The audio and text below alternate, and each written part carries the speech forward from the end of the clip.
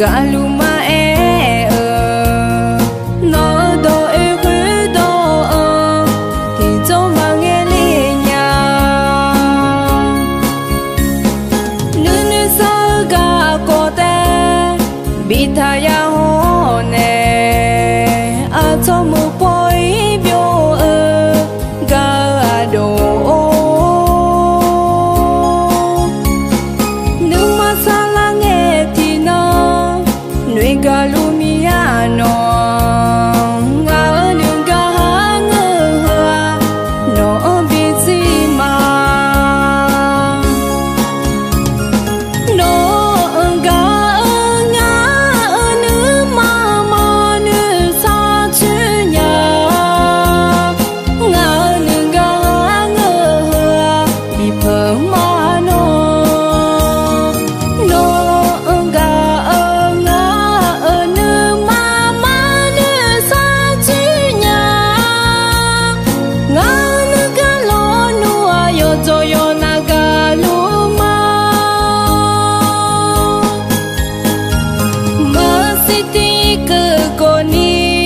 galuma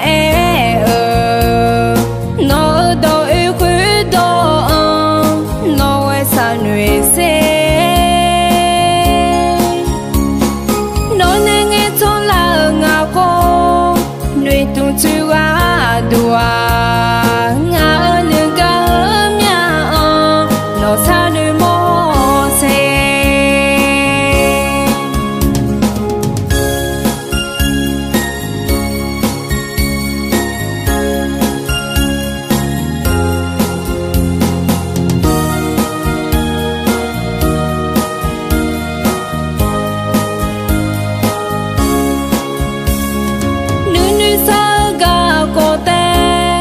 bị thay hô nè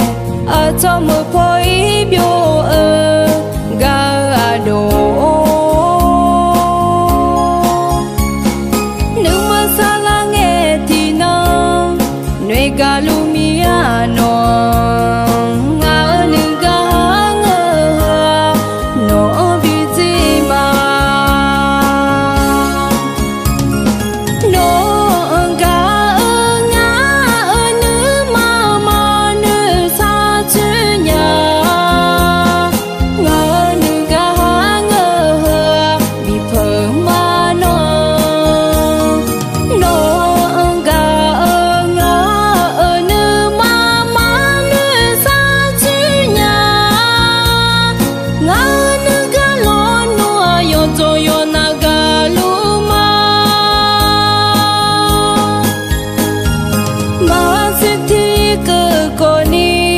galuma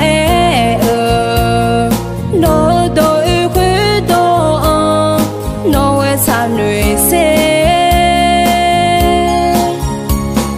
nó nên nghe cho là ngà cô nuôi tung chữ đùa